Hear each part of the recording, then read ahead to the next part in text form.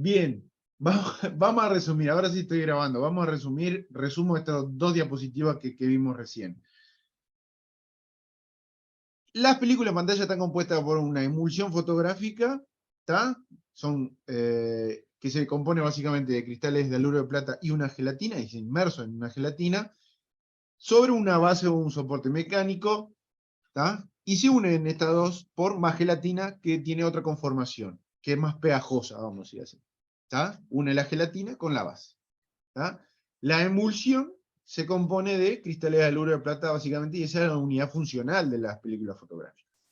Este es un esquema sacado del Dillinger, donde vemos las dos configuraciones que podemos tener de películas, de doble capa o monocapa. Como ya vimos recién, que no lo grabé, pero dijimos que las monocapas tienen características fundamentales que las hacen mejores para las mamografías que para la radiología convencional. Ahora, no quiere decir que no se puedan usar. Ahora, son mejores para, y eso hay que distinguir. Ahora, no podemos mezclar monocapas con chasis o películas o pantallas intensificadoras de doble capa, porque tenemos determinadas cuestiones que nos generarían una imagen en detrimento, es decir, empeoraría la imagen. Entonces, monocapa con chasis con que tengan una única pantalla intensificadora. Y si usamos bicapa, que sean de dos pantallas intensificadoras. Los cristales del oro de plata básicamente es una combinación de bromuro de plata con cloruro y yoduro de plata, donde el bromuro de plata es el que se encuentra en mayor cantidad. ¿Tá? Tienen una determinada sensibilidad a la luz, ¿tá? Es decir, las pantallas intensificadoras, una vez que reciben un fotón de luz, por eso se llaman pantallas intensificadoras, van a intensificar la señal de entrada y van a emitir mucha más cantidad de fotones de luz, y esa luz incide sobre la película, pero esta luz tiene que ser más o menos con una longitud de onda que tenga una determinada correspondencia espectral con la película. Entonces, los aluros de plata son sensibles alrededor de los 460 nanómetros, ¿tá? Y las concentraciones exactas de cada uno de ellos en la red cristalina no se sabe, porque esto es un secreto de fabricantes, ya que cada fabricante tiene su combinación y hace de estas algunas películas mejores que otras. ¿Tá? El cloruro de plata es el que presenta unos tiempos de revelado y fijado cortos, ¿tá? Pero tiene una sensibilidad espectral baja. ¿Tá? Es decir, es muy rápido, es decir, para la generación de la imagen, ¿tá? Para el revelado de la imagen, es decir, se forma la imagen más rápido si solo usáramos bromuro, pero la sensibilidad es baja, entonces tendríamos que darle mucha mayor cantidad de fotones para generar lo mismo. Pero si a la emulsión se le añade cualquiera de algunos otros, como el bromuro o el cloruro, no generamos una película con una determinada característica que se da por la sinergia de ambos dos. Es decir, por ejemplo, el bromuro, si se le añade, por ejemplo, al bromuro, o se le añade al cloruro, por ejemplo, si se le añade al cloruro, quise decir, algunas pequeñas cantidades de yoduro de plata, la emulsión se vuelve más sensible a la luz. ¿Tá? Y no necesitamos tanta dosis. ¿Tá? Entonces va a ser Entonces, rápida y sensible.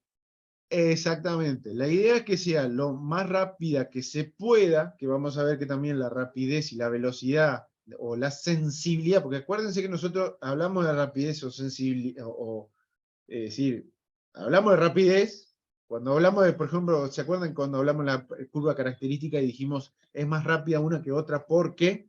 Bueno, porque es más sensible, porque necesito menos cantidad de luz o menos fotones de luz para generar la misma imagen. Entonces, al tener la sinergia, al usar en forma sinérgica el cloruro de plata, por ejemplo, con el yoduro de plata podemos tener películas que son sensibles a la luz, con una buena sensibilidad, pero con buenos tiempos de revelado y fijado también. ¿Tá? La Profe, reacción una química... consulta. Sí. Vio que estaba hablando del yoduro y el cloruro. ¿Por qué el bromuro entonces es el principal componente? O sea, ¿qué característica tiene que lo hacen más fundamental, digamos? La cuestión de que el bromuro de plata es la base. Vamos a decirlo así. El bromuro de plata es lo que le da la base estructural. Y el bromuro se utiliza, ahora vamos a ver, se utiliza en algunas otras cuestiones. Ahora vamos a ver. Pero generalmente lo que se mantiene es que se cambien las cantidades de cloruro y de ioduro. El bromuro es como la base, siempre va a estar, y lo que se va a cambiar son las concentraciones de los otros dos. ¿Qué le van a dar las características de sensibilidad y de tiempos de revelado y de fijado? ¿Está? Básicamente, creo, hasta donde yo leí, y esto cambia de una marca a otra, por eso nunca les doy una cantidad fija. Pero creo que es el bromuro como componente principal, porque es la base de todo, y después se le agrega en mayor cantidad cloruro y poco ioduro. Creo que es así. Un poco ioduro. Esto es como una... Vos en la clase dijiste que bromuro y ioduro eran los que estaban en mayor cantidad, más que el cloruro. Sí, pero por eso te digo, depende de cada fabricante. Depende. Creo que en cuestiones generales es un poco más el cloruro y un poco de ioduro. Y yo Pero tengo una casi, duda. por eso no ¿El les cloruro pongo sí o una sí? cantidad. Sí. Hola. ¿El cloruro sí o sí tiene que estar mezclado con el ioduro o no puedes cambiar el ioduro por bromuro? ¿El bromuro también es más sensible o no? No entendí. ¿Vos me decís que si puede estar solamente el cloruro en vez del ioduro? No. Viste que ahí tenés que mezclar cloruro con ioduro. Si yo mezclo... Para acá hay un audio acá Sí. interfiriendo. Si mezclas en vez de ioduro, mezclas bromuro con el cloruro. No, el bromuro siempre está, ya te dije, es como la base. Siempre va a estar. Y el tema es que las características de sensibilidad y tiempo te lo van a dar el cloruro o el ioduro. ¿Ah? Está, entendí. Entonces, básicamente tienen que estar los tres. Pero las Está cantidades... gordo y grandote. ¿Qué pasó ahí? Hay alguien que está con el audio prendido y está hablando con alguien. Chicos, Lo que a ver si pasa es que depende de cada fabricante, digamos, la combinación que va a usar, pero claro. como que Pero no muchos solamente siempre es la eso, base. no solamente eso. Acuérdense que dentro de las películas convencionales ustedes tienen diferentes sensibilidades. Entonces, voy a tener una película más sensible que otra porque le agregué más de uno que de otro. Y son 5 fabricantes diferentes y posibilidades dentro de las películas, creo que hay, de lo que es comercializable, 3 o 4. Entonces, variantes hay muchas. Entonces, digo, vamos a quedarnos con que cada uno da una característica fundamental y que hay una mezcla de estos, o una combinación de estos, para que se brinde una película de determinada sensibilidad. ¿Tá?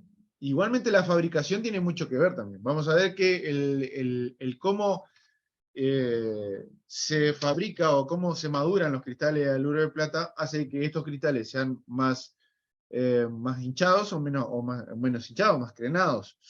Entonces, Sí, va a depender mucho del tamaño del gramo y la morfología. Si los granos son claro, el planos, grano, ahí va a ser- claro, exactamente así mismo. Entonces, la reacción es esta que vemos acá, nitrato de plata, que lo podemos agregar con bromuro, cloruro o ioduro, de potasio quedará algún haluro en especial, más nitrato de potasio. ¿Tá? Básicamente la X va a corresponder con alguno de estos tres componentes, y luego se le agregan diferentes cantidades para generar una imagen de determinada sensibilidad. Y determinados tiempos revelados, que eso también es importante. ¿Qué pasa? Ahora que me acuerdo, así se los digo. ¿Qué pasa con el tiempo revelado? La cuestión es que nosotros generamos determinadas películas con determinados tiempos revelados porque nosotros las hacemos específicas para una determinada película, para una determinada máquina de procesado automático. Porque, es decir, cuantas marcas hay, también hay diferentes máquinas. Y dentro de cada marca hay 2 o 3 tipos de máquinas de procesamiento automático. Hay algunas de mayor procesado, otras de menor procesado, y los tiempos van a ir variando. Pero las películas tienen que ser específicas para esas máquinas, porque no podemos poner una AGFA donde tiene un tiempo de revelado determinado en un Cartridge, o una Kodak, o una Cónica. Digo, no hay manera de mezclar. No podemos mezclar las películas con la marca de la procesadora.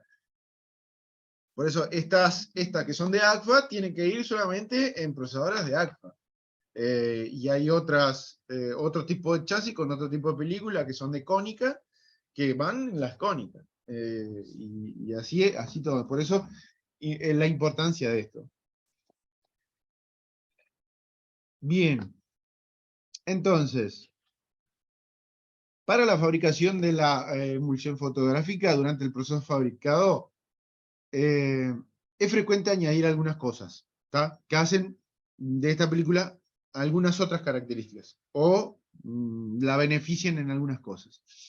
Que son, por ejemplo, las sustancias sulfuradas, ¿tá? Que al entrar en contacto con los halogenuros de plata se forman pequeños cristales de sulfuros de plata, ¿tá? Estos se van a depositar sobre la superficie de los cristales y aumenta la sensibilidad de la emulsión, ¿tá?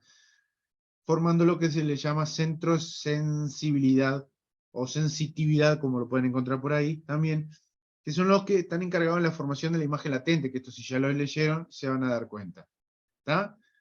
Los sulfuros de plata que son formados, o centros sulfurados, son fundamentales para la formación de la imagen latente. Podemos tener el cristal de haluro de plata, todo el bromuro con el cloruro de yoduro, pero si no tenemos centros sulfurados no generamos una imagen latente. Básicamente así. Son la semillita de la formación de la imagen latente. Cada lugar donde hay un centro sulfurado es un punto de visualización de imagen, ¿tá? Imagínense como que una imagen es una unión de muchos puntos. Puntitos negros, ¿tá? Que son la plata metálica. Entonces, cuanto más de estos puntitos, más visualizada es la imagen. Cuanto más centro sulfurado, más sensible es esta. Es decir, cuanto más centro sulfurado, más ennegrecimiento de la imagen tenemos, ¿tá? Si dejamos todos los otros factores constantes. La gelatina, básicamente, es un sustrato, un coloide proteico de origen vacuno. Algunos pueden ser sintéticos, pero generalmente es de origen vacuno, ¿tá? Se fabrica a partir de pieles y huesos de vacunos, ¿tá? Y básicamente se la fabrica y se la deposita en la base de tal manera que mantenga un determinado grosor y espesor, ¿tá? Con una determinada consistencia también, porque tiene que tener una determinada consistencia donde los líquidos revelador, por ejemplo, pueden ingresar fácilmente, ¿tá? ¿Y por qué hablo del espesor de la gelatina? Y porque es muy importante a la hora de la imagen resultante, porque vamos a ver que nosotros tenemos películas de mayor o menor espesor, y esto van a influir en la imagen y en la sensibilidad de la película final que se está fabricando. Como dice acá, este espesor en la gelatina con su consiguiente distribución en los cristales de haluro de plata será otro factor importante para determinar la velocidad o sensibilidad de la película, así como para determinar la resolución de la imagen que se podrá obtener con ella. ¿Está? ¿Quedó claro eso? Sí, más o menos sí, porque ustedes ya más o menos lo tienen leído, ¿verdad? Entonces, ¿qué nos brinda la gelatina? Y bueno, nos brinda transporte, tiene que ser porosa, obviamente que es el soporte mecánico, y tiene que ser uniforme. Transparente básicamente porque hay fotones de luz que tienen que incidir sobre los cristales de haluro para que se empiece a generar la imagen latente. Tiene que ser porosa o permeable, por lo que dije recién, para que los líquidos ingresen de forma constante. Brindar el soporte para los cristales de haluro y ser uniforme, tener un determinado espesor y grosor para que se mantengan las características de sensibilidad de la película. La fabricación consiste básicamente en 4 pasos. Hay uno que es redundante, es el proceso de fabricación. Dentro de la fabricación tenemos el proceso de fabricación, entonces no se confundan cuando estén en el parcial y leyendo Porque yo cuando les pongo el proceso de fabricación es porque estoy hablando del paso 1 y no de otra cosa. ¿Está? El proceso de fabricación básicamente se trata de eso, hacer toda la mezcla.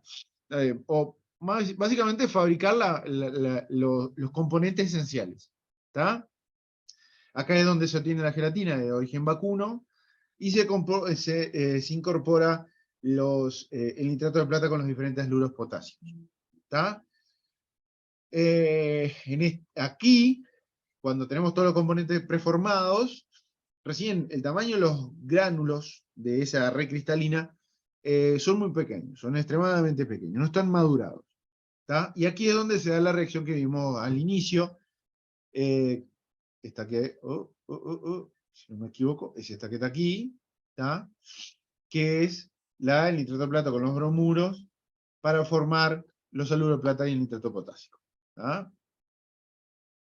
Aquí es donde, entonces, en conclusión, se forma la gelatina y se forma la red cristalina de haluro de plata.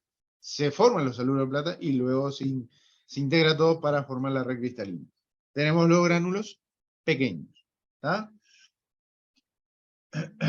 Entonces tenemos plata más ácido nítrico, nitrato de plata más el haluro, acá puede ser ioduro de potasio, cloruro de potasio, bromuro de potasio, que luego justamente al realizarse la reacción, que no me acuerdo si era exotérmica, no creo que era exotérmica, pero está, más allá de lo que podamos tratar de entender nosotros, lo importante es lo que genera al final, ¿está? Nitrato de potasio más el haluro de plata, que eso es lo que necesitamos, el haluro de plata. El proceso de maduración es básicamente, como lo dice, es la maduración de esta red cristalina para que se obtenga determinadas características en la película. ¿Está? Acá es donde se aumentan los gránulos los gránulos de la emulsión. ¿Está?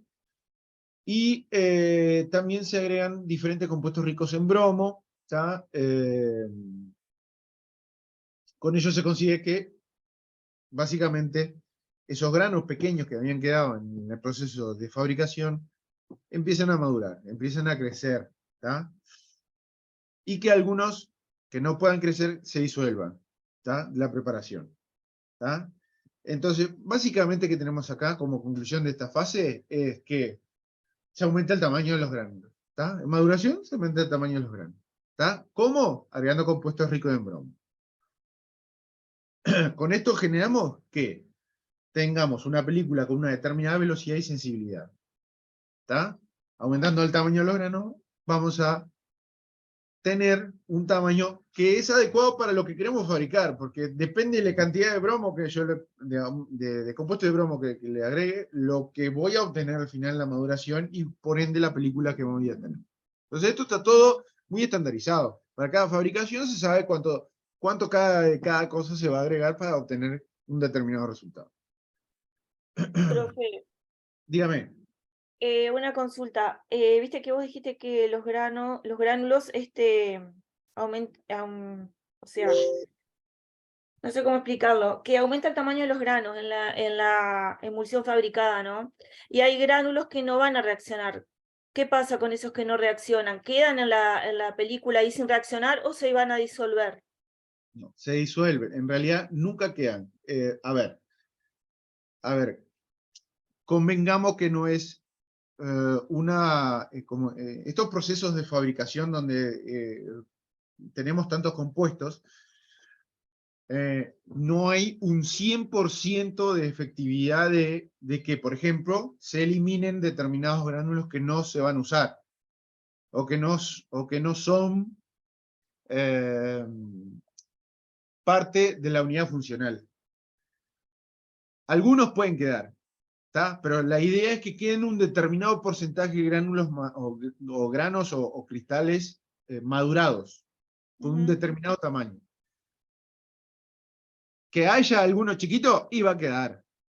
Hay algunos que se eliminan. Durante el proceso de maduración se trata de eliminar todo lo que se pueda, y que quede toda la película o toda esa red cristalina lo más madura posible, con una determinada calidad de fabricación. hay ciertos rangos. Esto no es al 100%, es un rango. ¿Tá? Entonces, esta fase de maduración finaliza con la adición de nueva gelatina sobre la emulsión formada y posteriormente se deja enfriar. Básicamente es así. ¿Tá? El proceso resultante de este producto que se deja enfriar se tritura, básicamente, se lava con agua, donde ahí todo el nitrato de potasio que se venía arrastrando del proceso de fabricación se elimina también. ¿Tá? Los iones de bromuro que se han utilizado para solubilizar los sales de plata también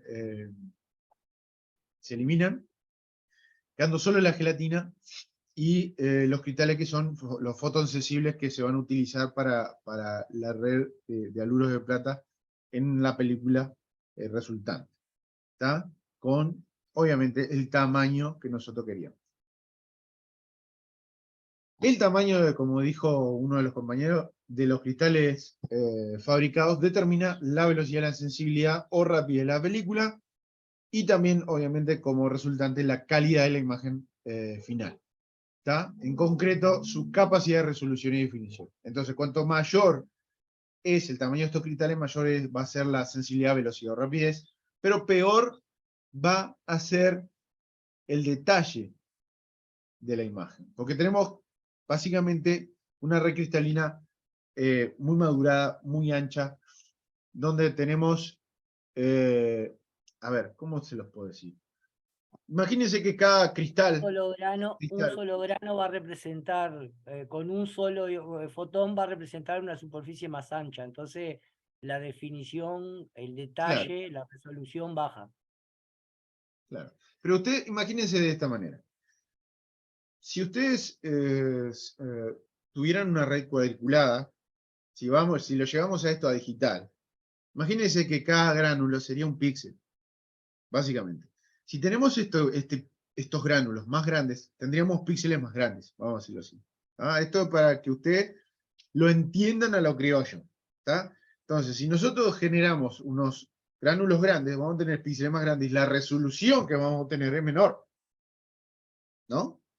Si tenemos una red cristalina con gránulos más finitos, tenemos en la misma área mayor cantidad de gránulos mucho más pequeños, donde cada uno de estos, si representara un punto, si nosotros incidiéramos un fotón sobre un gránulo, este punto se representaría sobre un punto y no es un área.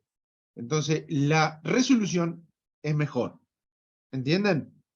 ¿Queda claro así? Sí. Perfecto. Sí. Pero también precisa más exposición, ¿no? Pues son más cantidad, al ser más chico. O nada que ver. No. No, por eso te dije al inicio. Están utilizadas para determinadas cuestiones. No vamos a hacer un abdomen con una monocapa, ni con un chasis de una capa sola. No vamos a hacer, porque no quedaría absolutamente nada. Básicamente nosotros la utilizamos para determinadas técnicas y con una determinada técnica, es decir, con un kilovoltaje, un miliampere determinado. Es decir, una mamo no se hace con la misma técnica en un tórax. ¿Ah? ¿Por qué? Bien, ¿Qué bien. técnica se da en tórax? Ustedes están en técnicas, ¿no? 1.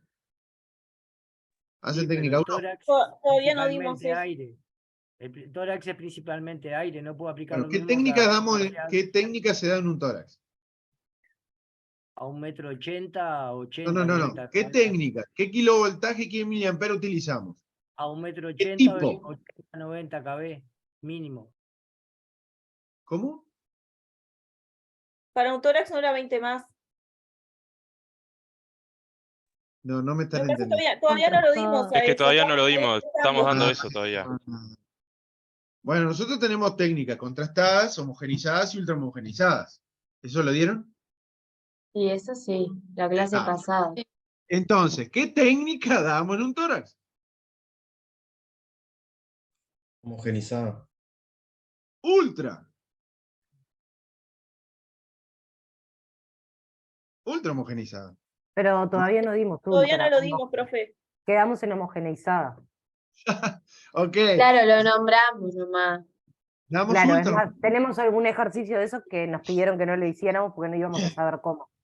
¿Cómo son las técnicas ultra homogenizadas? Donde son extremas. Tenemos muy altos kilovoltajes y bajos miliamperes. ¿No? O sea, ¿eso lo dieron? Tampoco. No, Básicamente todavía no. eso. Pero ¿por qué damos ultra homogenizadas? ¿O por qué damos una técnica homogeneizada en algo? Porque ¿cómo es la estructura? Porque Porque ya hay un no contraste de Porque por muy sí en el contrastada paciente. la estructura.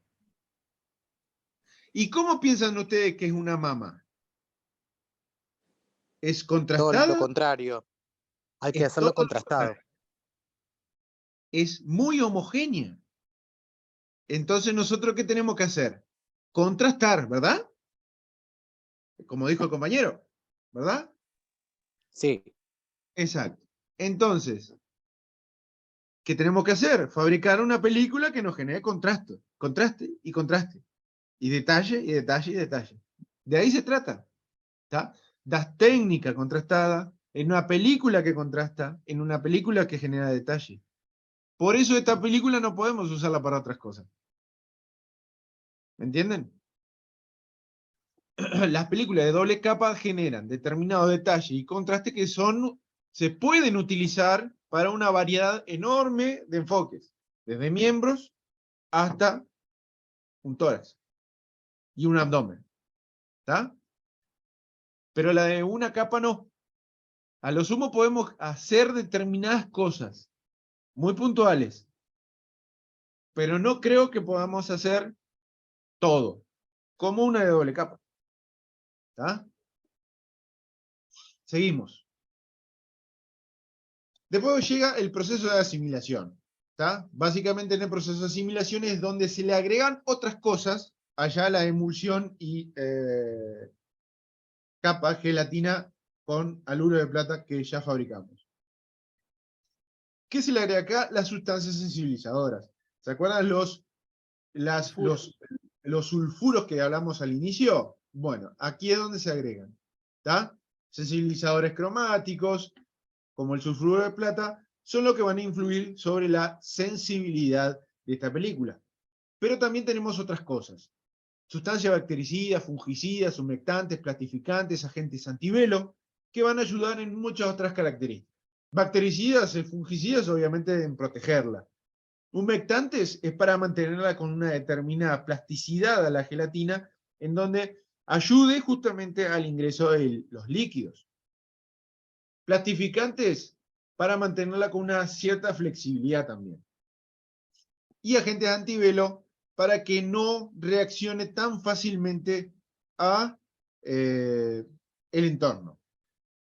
Nosotros el procesado de las chasis con película lo realizamos en una cámara oscura con una luz roja, porque sabemos que no va a reaccionar la película al rango del rojo. Por eso la sensibilidad ronda entre los 460 nanómetros. Igualmente, si las ponemos al rojo por mucho tiempo, genera un velo o genera un ennegrecimiento completo en toda la película si la dejamos por un determinado tiempo debajo de la luz roja. Obviamente, el procesado de estas se lo realiza con un determinado tiempo, es decir, no es que vamos a estar hablando, conversando y una hora para procesar una película. Nosotros sacamos del cajón de películas y ingresamos a un chasis lo más rápido posible. ¿Está? Y el proceso de finalización, obviamente, es la sal que se le agrega arriba, como está ahí el muchacho agregándole, que ya volvió famoso este hombre. Y creo que debe ser por su cocina, no por meter la sal de esa manera. Básicamente lo que se le agrega es la capa ligera de pegamento o sustrato pegajoso que lo une a la base de soporte que tienen las películas, ¿no? También se le agrega en esta etapa una capa protectora sobre la emulsión para evitar que se marque mucho la manipulación o con algún roce o que se produzcan algún arañazo que al final, cuando se procesa la película, se visualiza, lamentablemente. Y aquí tenemos el conjunto de la película de doble capa, como es que lo tenemos, el poliéster o el soporte, los sustratos pegajosos, es decir, gelatina con una configuración estructural diferente que la hace más pegajosa, y por encima se le añade una capa uniforme de la gelatina con la emulsión. ¿Tá? Por encima de todo esto, en cada lado, una capa protectora que es la que evita los arañazos. Y por encima, si lo metemos dentro de una pantalla intensificadora, vamos a tener pantalla intensificadora de un lado, pantalla intensificadora del otro, con la carcasa correspondiente o la tapa de cada lado. Como ven, está en íntimo contacto. Tiene que estar por cuestiones geométricas, sino cuanto mayor es la distancia de separación entre la película y la pantalla intensificadora, la resolución disminuye, porque tenemos un efecto geométrico de los fotones de luz que van a incidir sobre la película de ese lado, que hace que aumente ese punto, en vez de ser un puntito bien uniforme. El efecto cono de haz de luz. El efecto cono de luz. Qué impresionante este gurises, leyó todo, estoy asombrado, creo que en 3 años, en 3 años los Zoom no me eran tan rendidores. Gracias, loco, realmente, porque no, si no me era muy aburrido. Chicos, seguimos. Exactamente como lo dijo el compañero. Ahora, vamos a la base. ¿Está? Antes, ¿por qué se le llamaba placa a las placas que no tienen nada de placa? Porque en realidad son unas bases flexibles. Bueno, porque antes, en su comienzo, las primeras placas eran placas de vidrio. ¿Qué decías? Eran de vidrio. Exactamente, eran placas de vidrio que luego obviamente se dieron cuenta que no eran muy funcionales y bueno, agarraron y estuvieron investigando y apareció lo que era el nitrato de celulosa como sustituto de la base de vidrio. Y bueno, la cuestión es que si ustedes conocen lo que es el nitrato de celulosa, era un poquito inflamable el nitrato de celulosa. ¿Se acuerdan de la película Bastardos sin Gloria? Sí, preguntarle Bueno, a las empresas de cine, la Warner, que se le prendió fuego casi todo el depósito que tenía. exactamente. El nitrato de celulosa es muy inflamable. Una chispita, un calorcito leve, la hacía encender como que si fuera dinamita. ¿Está? Y bueno, de eso se trataba la película Bastardos sin Gloria, donde querían matar a nuestro amigo nazi. Y bueno, prendieron fuego el cine donde estaban exhibiendo una película para estos muchachos. Después que vieron que era muy inflamable y no era mucha la solución, encontraron a mediados de los 20 el triacetato de celulosa, que era bastante similar al anterior, pero le sacaban su gran flamabilidad, haciéndola que sea más fiable al uso. Después, en el comienzo de los 60, se encontró algo mucho mejor, ¿tá? Que eran las bases de poliéster que hasta el día de hoy se utilizan, y que se utilizan no solamente porque antes se utilizaban para las películas de tipo gelatina, con sustrato de gelatina y haluro de plata, pero con con el comienzo de lo digital, estas películas ya se quedaron más para el lado de la impresión, no tanto para la generación de la imagen, sino que para la impresión, donde muchas impresoras, las Seca y demás, utilizan películas que son muy similares, pero también utilizan la misma base de poliéster. Las impresiones de las tomografías, la radiografía digital y todo eso son la misma base de poliéster que desde los años 60 se utiliza. ¿Ah? Bien. ¿Qué provee la base? Bueno, provee rigidez, es un sustrato flexible y resistente que mantiene la estabilidad dimensional de toda la película. ¿Ah? Y obviamente brinda transparencia a la imagen, que en radiografía convencional tiene un determinado colorcito de base, y eso ya lo vimos, para evitar el cansancio de la vista. ¿Ah? Muchas son Entonces, las marcas. ¿cuánto puede medir una base más o menos? Porque viste que decía ahí que eran más delgadas, que por eso se usaba el poliéster. Mirá, ¿qué me estás Porque, preguntando? ¿Qué tanto medía el triacetato de celulosa? claro, porque viste que dice que la base de poliéster se eligió porque incluso es porque son láminas más delgadas. Y después dice que permite transparencia. Entonces digo, tiene que ser muy fino eso Claro. para que... A ver, a medida que se fue avanzando, se fue achicando los espesores.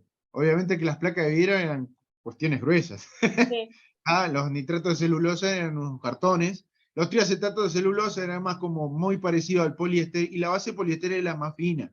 Ahora, las medidas exactas de cada uno yo no te voy a decir porque, primero, no creo que a nosotros nos interese. Lo claro. único que nos interesa es que sea flexible, ya que las máquinas, pues las procesadoras automáticas necesitan que sean flexibles, ya que van pasando por entre rodillos, y estas se van, tienen sectores donde tienen canales, donde esta película se deposita y gira sobre el canal para ingresar sobre otro rodillo, y tienen que ser flexibles, ¿no?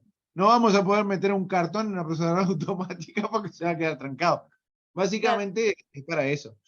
Pero sí, cada una fueron más finas que las otras. Perfecto. Bien. Las características radiológicas más importantes que aportan las películas radiográficas en el proceso de obtención de la imagen radiológica se basa en la sensibilidad, su resolución, contraste, bla, bla, bla. Esto ya lo dijimos. Determinada por el tamaño del grano de los cristales del oro plata y por el grosor y el espesor de la emulsión fotográfica. Eso es importante también. Acuérdense que como en conclusión de todo lo que vimos hasta ahora, es que hay un proceso de fabricación en 4 pasos que generan una base, una emulsión fotográfica con una determinada sensibilidad, velocidad, rapidez y tiempo de revelado y fijado, que va a determinar la película final, con un determinado espesor de grano y un determinado espesor también de la emulsión, también que hace a la sensibilidad y a la rapidez de esta película fotográfica. Y vamos a ver que mucho de esto que vamos a hablar ahora también se puede trasladar a lo que es las características de la pantalla intensificadora, porque también está hecho con unos cristales determinados que se fabrican de tal manera que también van a incidir sobre la velocidad, van a incidir también sobre el contraste final del producto final que vamos a tener, y de la resolución final en la imagen. Y bueno, cuanto mayor es el grano, mayor es la velocidad, la sensibilidad, la rapidez, y menor es la dosis que vamos a recibir, y esto ya lo dijimos. Entonces,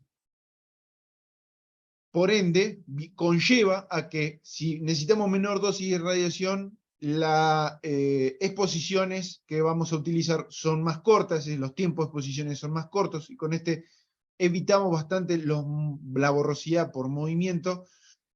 En el caso del contraste físico, que básicamente es la diferencia que existe entre las densidades claras y oscuras, las películas de tamaño grano alto van a tener un contraste físico elevado, pero un contraste radiológico más limitado. Contraste radiológico que se entiende como la mayor escala de grises posible que se puede obtener de esta. Y bueno, si no vamos a la resolución, obviamente la nitidez en este tipo de películas es menor, ¿tá? Por todo lo que ya vimos, ¿tá? Ahora, si tenemos películas de menor tamaño de grano, todo esto es al revés, ¿tá? Y si lo queremos resumir en un esquema, lo tenemos acá. Mayor grano, el grano más grueso, o sea, una mayor maduración de los cristales de aluro de plata, va a determinar una mayor sensibilidad, velocidad, rapidez, menor resolución, una mayor borrosidad intrínseca por la conformación de esos granos de mayor tamaño, una menor borrosidad de movimiento dada por esa mayor sensibilidad, ya que necesitamos menores dosis y menores tiempos de exposiciones, un mayor contraste físico, ya lo dijimos, porque un menor contraste radiológico, es decir, menor escala de grises, y menor dosis una menor dosis dada al paciente dada por esa mayor sensibilidad. ¿Ah? Es decir, necesitamos menos dosis o menos radiación, menos fotones, menos carga fotónica por cada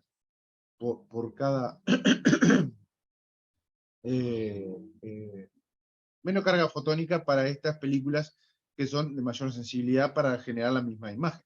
Contrario sería todo lo que es con grano fino, donde es todo contrario a lo grano grueso. Menor sensibilidad, mayor resolución, menor borrosidad intrínseca, mayor borrosidad por movimiento, menor contraste físico, mayor contraste radiológico, mayor dosis al paciente. ¿Tá? Y esto responde a lo que me preguntaba hoy el compañero. ¿Tá? Obviamente las dosis son otras, las técnicas son otras, y por ende, con este tipo de películas, si lo comparamos, las dosis van a ser más altas, si los comparamos. En el caso de si ahora tomamos en cuenta el grosor de la emulsión, es decir, la capa, el grosor de la capa, va también a determinar o va a influenciar sobre todos estos mismos factores. Es decir, una emulsión más gruesa va a aumentar la sensibilidad, va a disminuir la resolución, va a aumentar la borrosidad intrínseca, va a disminuir la borrosidad por movimiento, aumentar el contraste físico, contraste radiológico lo disminuye y va a disminuir el tiempo. Es exactamente lo mismo.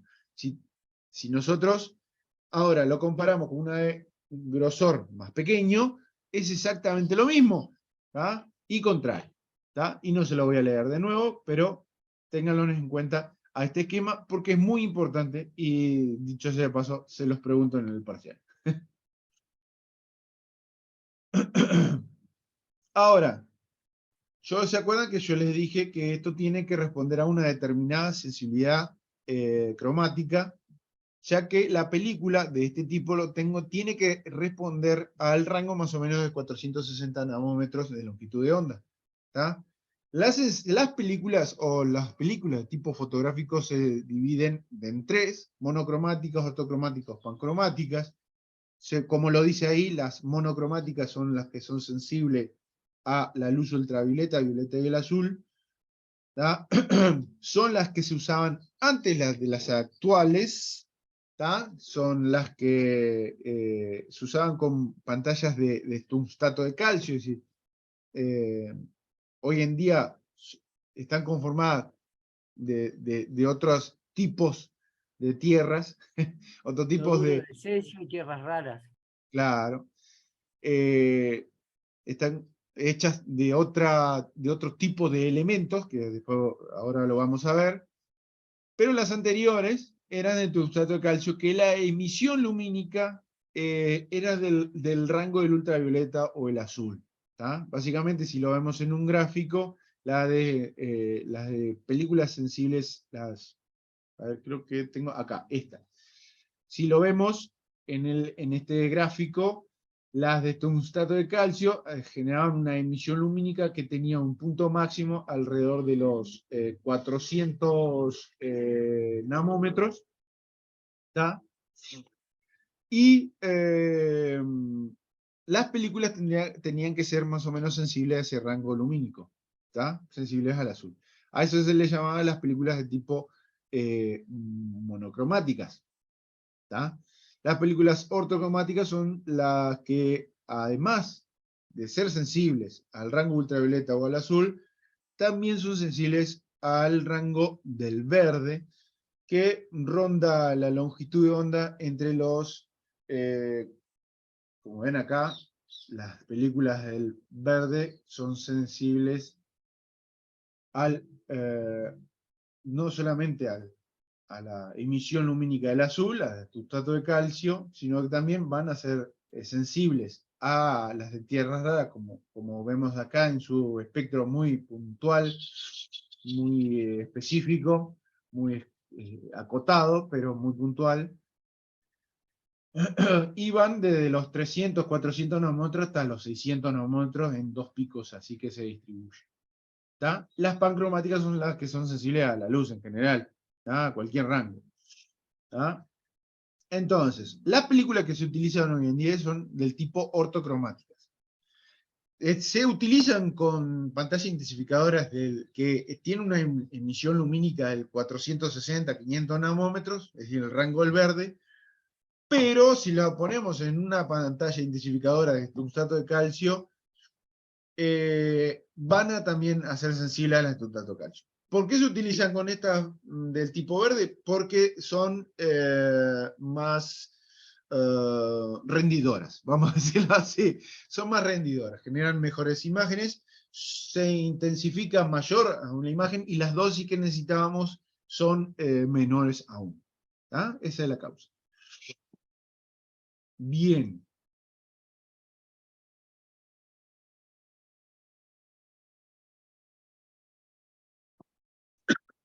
Quiero resumirle esto.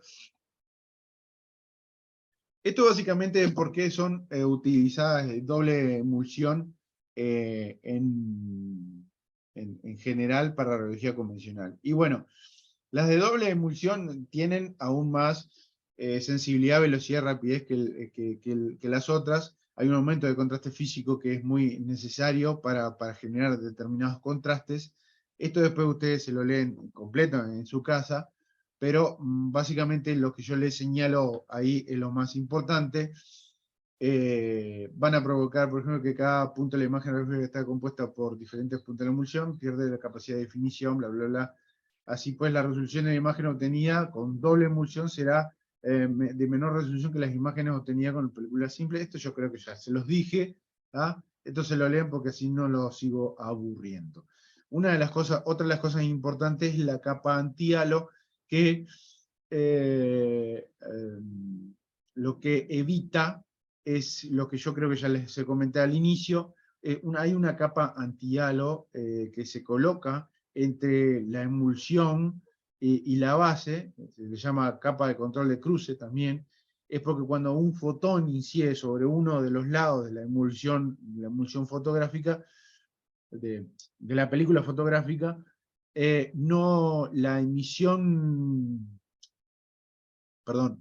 cuando incide el fotón sobre uno de los lados de la pantalla intensificadora, la emisión lumínica que incide sobre uno de los lados de la película fotográfica no genera una determinada reacción sobre la emulsión contralateral.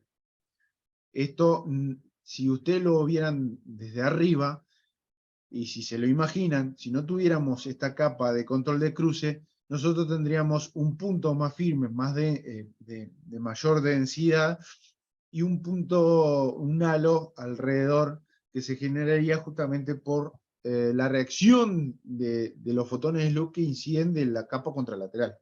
¿Tá? Básicamente eso es lo que va a evitar. Entonces, esa evita la reducción de la nitidez que se podría generar si no la tuviéramos. ¿Tá?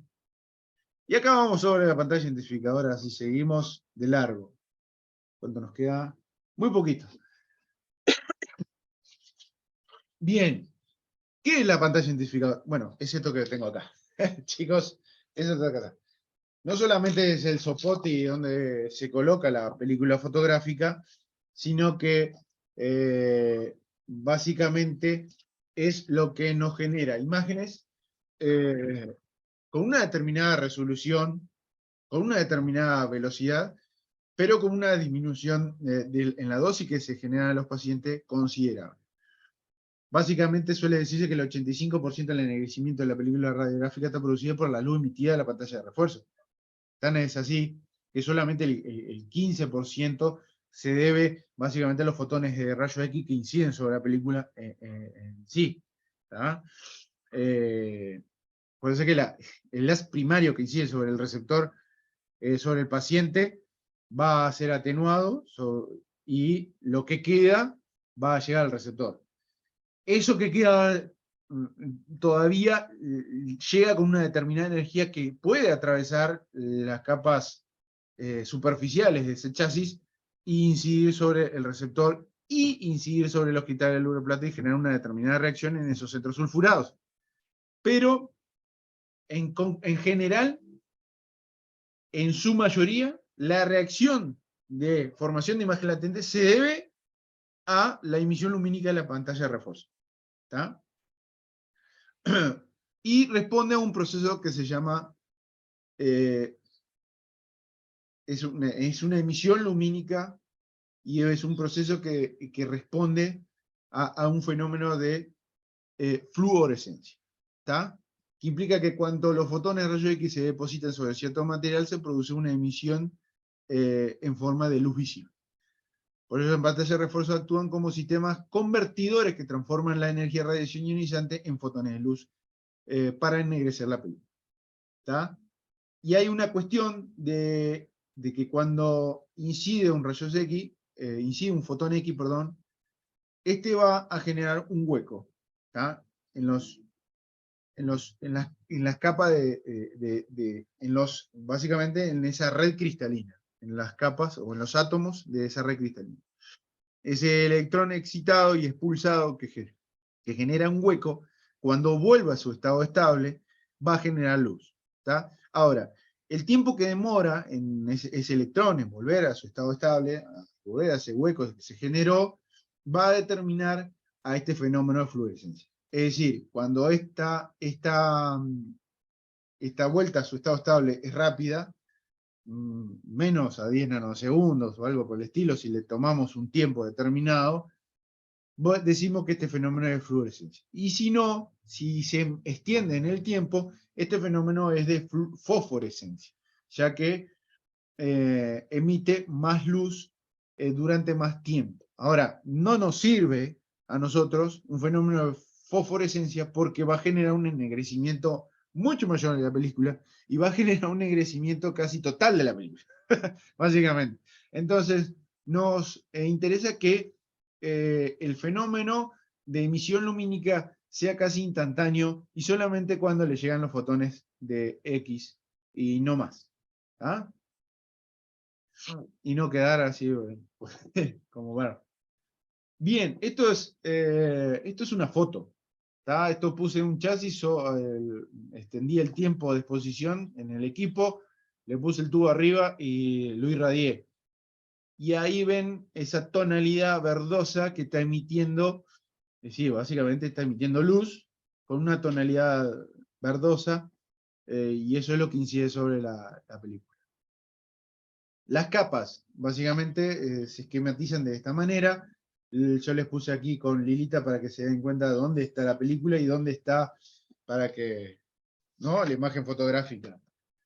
Dónde estaría la tapa y la película, básicamente. Si fuera de una única emulsión. Después esto se repite contralateralmente, ¿verdad? Tenemos la base, ¿tá? La tapa naranja, ¿no? Tapa naranja, la base, después una capa reflectora, una reflectante, la unidad funcional, ¿no?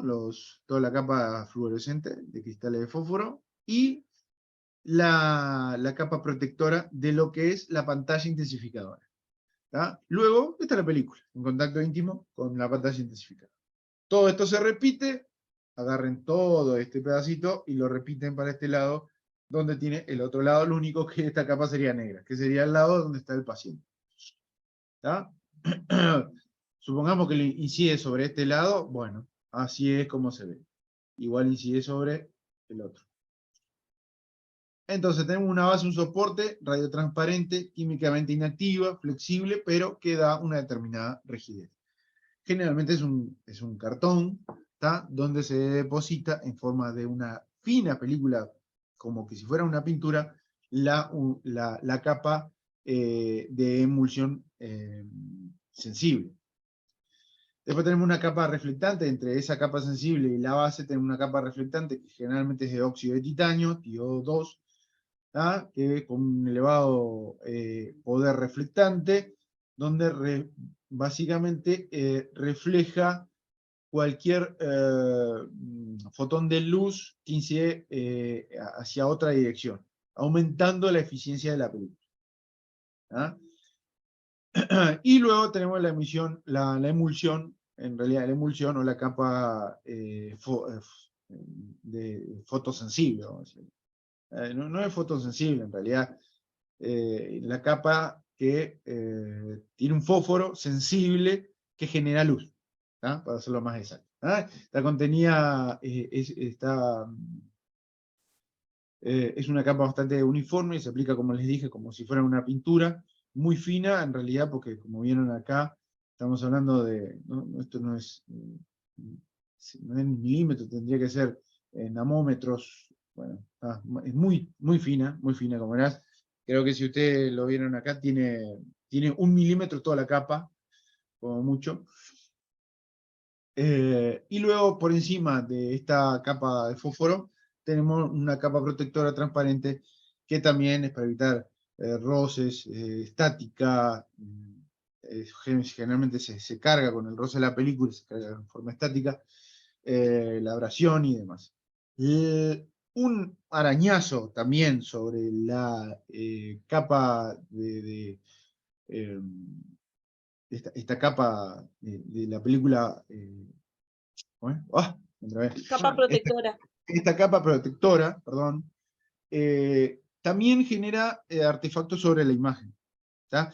No solamente sobre la capa protectora, a veces queda marcado también la emulsión, el fósforo queda marcado, y la pantalla intensificadora queda marcada. Si queda marcada, esto se va a ver en la película.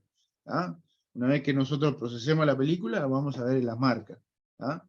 Por eso es muy importante cómo manipular todo esto, porque hay que manipularlo con suavidad y no meterle un dedazo o algo, porque si queda marcado después generamos artefactos. Y en los sistemas de películas pantalla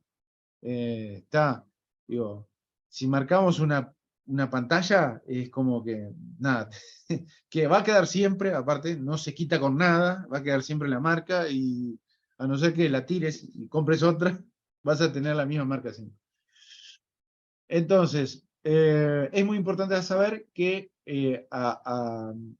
si traspolamos lo que vimos en tamaño de grano y espesor de la emulsión a pantalla intensificadora, vamos a ver que el tamaño de los cristales de la emulsión luminiscente determina también la velocidad, sensibilidad y rapidez de la pantalla de refuerzo, ¿tá?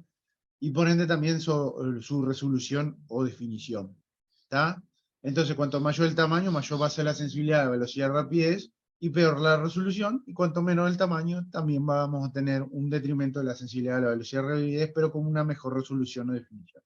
Por eso siempre hay un equipo, es decir, se hace la combinación exacta, se hace que las pantallas sean las acordes para las películas, y las películas sean acordes para las pantallas, es decir, una única emulsión con una pantalla con una determinada característica, ¿tá? Es decir, con menor espesor y menor grano, ¿tá?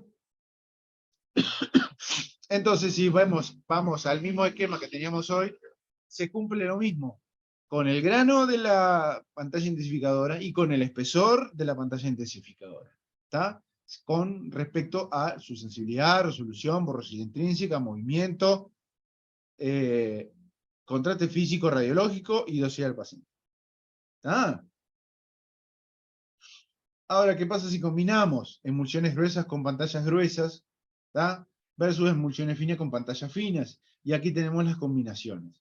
¿Tá? Si tenemos una emulsión gruesa con pantalla gruesa, es exactamente lo mismo. Aumenta todo aquello que es con grueso o disminuye todo aquello que es con fino. Básicamente eso. Si emulsión gruesa con pantalla gruesa, combinación exacta, vamos a aumentar la sensibilidad, disminuir la resolución. Cosas así. Exactamente lo mismo para el mismo esquema. Emulsión fina con pantalla fina, disminuimos la sensibilidad, resolución y demás. ¿Tá? Ahora, ¿qué pasa si hacemos la mezcla? Y bueno, si ponemos una película con emulsiones gruesas y una pantalla fina, ¿va a ser lo mismo? Vamos a tener las mismas características que si tuviéramos una emulsión fina con una pantalla gruesa. ¿Tá? Va a ser una combinación, un intermedio. ¿Tá? Y bueno, acá les dije, para que la utilización de pantalla de refuerzo sea de utilidad, es imprescindible que el contacto entre las películas de refri y la pantalla sea íntimo, esto ya se los hablé.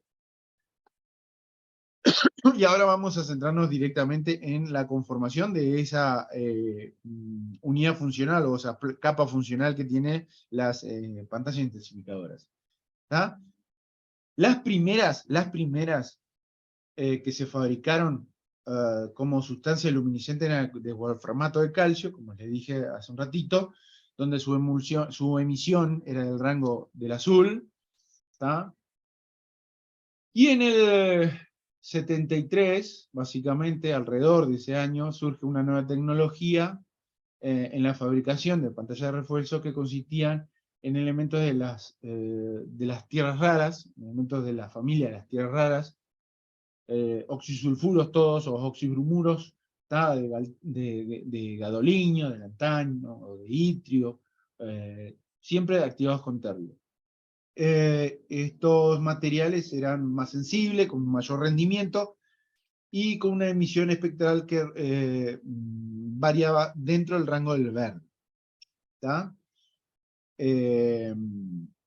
Si lo buscamos en la tabla periódica de los elementos, están ahí, son muy usados, tienen una gama muy amplia de aplicaciones, son elementos de transición, ¿tá? Del grupo 3B, básicamente, dentro de todo el rango de número que van del 57 al 71, si los vemos, están acá abajo, todos agrupaditos, ¿tá? O dentro del 89 al 103, que lo vemos todo aquí agrupaditos. ¿Tá? Toda esta familia que corresponde al gadolínio, lantano, el itrio, que se va un poquito por fuera, pero también se utiliza.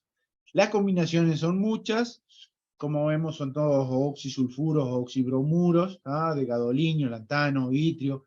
Acá tenemos oxibromuro de lantano o tantalato de itrio, que también se utiliza, pero en menor medida. ¿En qué son similares todos? Es que todos tienen números atómicos muy altos, rondan entre los 65, 69 de Z, como vemos acá, y todo tiene una emisión lumínica que va entre los 400, 500 y 600 nanómetros, como ven acá en su mayoría. ¿Tá? Tienen dos cosas muy positivas, el uso de estos tipos de oxibromuros, oxisulfuros, que son su alto rendimiento. Quiere decir que nos generan menores dosis a los pacientes y permite una mayor emisión lumínica que si lo comparamos a los de o wolframato de calcio. ¿Tá? Por ende, básicamente tenemos algo que es secundario, pero también es importante, el hecho de que se aprovecha mejor todos los generadores y los turborayos X de los equipos, es decir, al generar menores dosis, nosotros tenemos mejores imágenes, o iguales imágenes con menores dosis, y con esto el tema de que no jodemos tanto los equipos. ¿Ah? Los fabricantes más, acuérdense que estos tipos de tierras raras tienen millones y millones de utilidades desde que se encontró y se descubrió, se encontraron millones de utilidades. El mayor fabricante de esto es China, y millones de toneladas, como eran 130.000, lo tiene China, así que los paso por arriba a todos. Hay algunos otros fabricantes que otros, pero China es el que más fabrica estos tipos de tierras. Entre las propiedades características de las pantallas de refuerzo, podemos destacar que podemos medir qué tanto intensifican estas con un factor que se llama factor de intensificación, donde nosotros, si comparamos una misma imagen con una técnica con o sin pantalla, podemos decir, podemos sacar este factor de intensificación y podemos comparar a muchas pantallas intensificadoras entre sí para ver qué factor de intensificación tiene una u otra. no es básicamente un número fijo, puede variar mucho, pero es un método válido para cuantificar y conocer la sensibilidad de una pantalla de refuerzo en base a ese factor de intensificación. ¿Tá? Este factor sea tanto mayor cuanto menor sea la exposición requerida, por ende, ¿no? Y es de ahí su importancia a saberlo. Otra de las características que determinan una pantalla de refuerzo es su número atómico, ¿no? Obviamente, que va a dar una determinada eficiencia de detección, es decir, debería tener un número atómico alto para que su absorción de fotones X sea alto, y por ende esto hace que tenga lo que se le llama una eficiencia de detección alta, un DQE, alto. El fósforo y la pantalla de refuerzo también debería emitir una buena cantidad de luz en función a ese fotón X que recibe, es decir, cuanto mayor cantidad de luz emite por fotón X que recibe, mayor es su eficiencia de conversión y por ende su C. También debe responder a que la emisión lumínica tenga una correspondencia espectral con las películas que se le utiliza, ¿ah? Una concordancia en la sensibilidad con la película, ¿ah? Que se le llama a esta propiedad espectro combinado, y que el brillo del fósforo después de la exposición sea mínima, es decir, que sea un compuesto que responda a la ley de fluorescencia y no de fosforescencia, por ende. Y también es que estas pantallas no se afecten mucho con el calor y la humedad u otras condiciones en el medio, que sean bastante resistentes.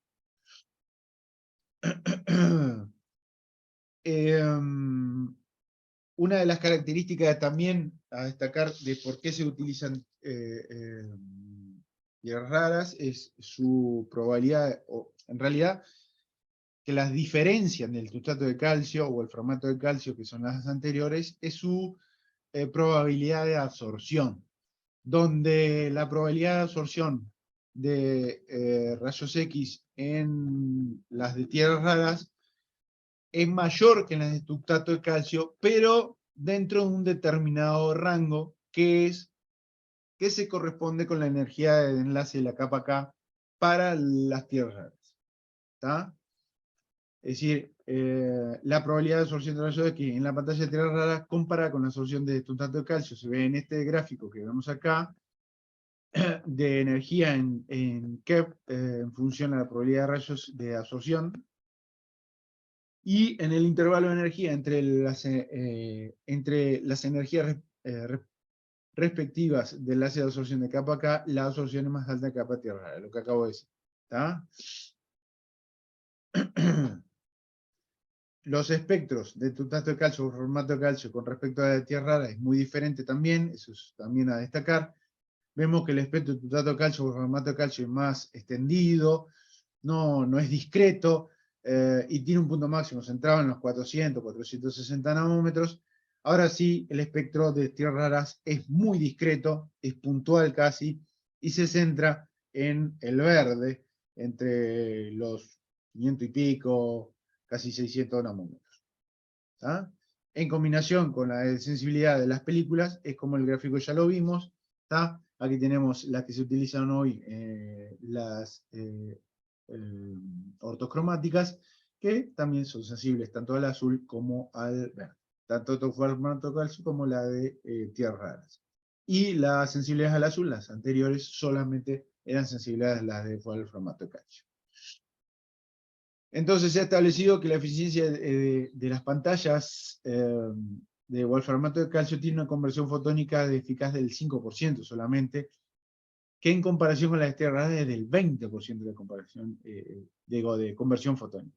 Así que si llegamos en conclusión, las de tierras raras son mucho mejores en este sentido, tienen una mejor conversión fotónica, es del 20%, y del 5% a la formato Casio. No tiene comparación. Es decir, que por cada fotón, si lo llevamos a perspectiva, por cada fotón X, 1000 fotones puede producir igual formato de Casio y 4000 fotones puede producir una de tiras raras, ¿verdad? Y esto no voy a ahondar mucho más. Básicamente hay muchos tipos de pantallas de refuerzo y dependiendo de la ocasión, vamos a decirlo así, hay pantallas lentas, universales, hay pantallas rápidas, hay compensadas o graduadas, es decir, hay lentas porque su sensibilidad es lentas, es de baja, básicamente están hechas para usar películas lentas. Las universales, que son las que más se utilizan, más ampliamente se utilizan, porque es para la radiología convencional. Las rápidas, que son específicas para algunas ocasiones, pero también están usadas con películas rápidas. Obviamente sean muy bajas dosis, pero las resoluciones son bajas. Y las compensadas, donde son graduadas o compensadas, es decir, dentro de las mismas pantallas de refuerzo, tienen espesores y está conformada de diferente manera, porque son para espesores y graduados, básicamente. ¿Está? Se los dejo para que lo lean ustedes en casa y honden más en detalle. ¿Está? Y por último, ya estamos en las últimas 2 diapositivas, el cuidado de las pantallas. Es muy importante tener cuidado, se los dije, cualquier manipulación errónea o marcado sobre las pantallas o la película generan artefactos en la radiografía final. Los contactos tienen que ser mínimos, cualquier cosa puede arruinar la imagen al final, tiene que mantenerse cerrado, hay un protocolo a seguir en el cuarto oscuro de cómo se manipulan las películas. Generalmente tienen aquí un área donde va a ir estampado los datos del paciente. En los sistemas de película pantalla se le hace con un aparatito especial, que lo que se hace es un golpe de luz. Y básicamente lo que se hace es coloca en ese aparatito. A ver, habían una de dos. Había unos aparatos específicos donde daban, básicamente generaban una letra a máquina, vamos a decirlo así, ¿tá? Que funcionaba como golpes de luz específicos con la letra marcada, ¿no? Se exponía la letra correspondiente al nombre. Toda la letra, la numeración, todo se exponía. Y no era como, por ejemplo, hacíamos a la vieja usanza, que agarrábamos un papelito cuadradito, escribíamos ahí el nombre, y lo que hacíamos era, escribíamos en negro el nombre, lo colocábamos sobre una especie de lamparita, un cuadradito, y nosotros lo que hacíamos era, supongamos que estábamos adentro de... Supongamos que estábamos dentro de la cámara oscura, abríamos el chasis, que estaba la película adentro, ¿no? La película adentro. Se supone que nosotros vamos a estampar el nombre, si vemos, ahí está el cuadradito negro, vamos a estampar el nombre del paciente acá, lo agarrábamos, poníamos esto sobre la mesa y manipulábamos solamente en esa esquina, ¿está? Donde se va a estampar el nombre, donde no me importa porque ahí no va a haber imagen. Como esto acá hay como un plomo, cuando nosotros ponemos en la radiografía, acá, cuando lo vayamos a revelar, no hay imagen expuesta, no hay exposición, porque acá tenemos un plomo. Entonces, ahí va a ir solamente estampado el nombre. Manipulábamos solamente de esa esquina y no tocábamos más. Sabemos que el resto estaba lo que nosotros hicimos. Y acá donde estamos manipulando va a ir estampado el nombre, así que no importa. Colocábamos esta esquina sobre ese aparatito donde teníamos un papelito con el nombre y la dejábamos ahí y cerrábamos, que tenía como una puertita, se cierra y se aprieta. Cuando se apretaba, daba un golpe de luz y quedaba básicamente sin exponer las letras o los números de los datos del paciente, y el resto expuesto. Entonces quedaba todo en negro, y vamos a decirlo así, todo negro alrededor, y transparente las letras y los números. No sé si me explico. ¿Tá? Entonces, manipulábamos siempre del lado donde teníamos que exponer el nombre. ¿Tá? Y de ahí, así hacíamos lo necesario para no manipular el resto de la película y no generar artefactos o dejar marcar nuestras huellas. ¿Tá? Y lo colocábamos en dentro de la procesadora para que se procesara. Eso es fundamental. Y después cuando sacábamos, nunca dejábamos el talle abierto sin película, simplemente abríamos el cajón, sacábamos una virgen, y la esquina que nosotros agarrábamos de esa película era la esquina que nosotros colocábamos sobre donde estaba la parte plomada del chasis. Entonces, manipulábamos siempre la misma esquina. ¿Tá? Cerrábamos, ya estaba cargado con película virgen, y dejábamos paradito contra la pared el chasis que está cargado con película virgen. De esto le decíamos a cualquiera que entrara en el cuarto oscuro, ¿tá? Y que veía un chasis parado, que ese chasis estaba cargado con película virgen. Si el chasis estaba sobre la mesa acostado, el chasis estaba para cambiar, o para cargarle película virgen. Estaba expuesto. ¿Tá? Son formas, y eso era universal. Donde estaba, no importa dónde trabajaras, se hacía de esa manera. ¿Tá? Y esas cuestiones hacían de que la manipulación sea la mínima posible y la mejor posible para que no quedara marcada. ¿Tá? El tema de la limpieza de los equipos, la limpieza de las procesadoras automáticas tenía que ser cada tanto, estaba estipulado los servicios y se hacía una limpieza, sacaba todos los líquidos que tenían dentro de las máquinas, se hacía una limpieza y colocaba todo líquido nuevo.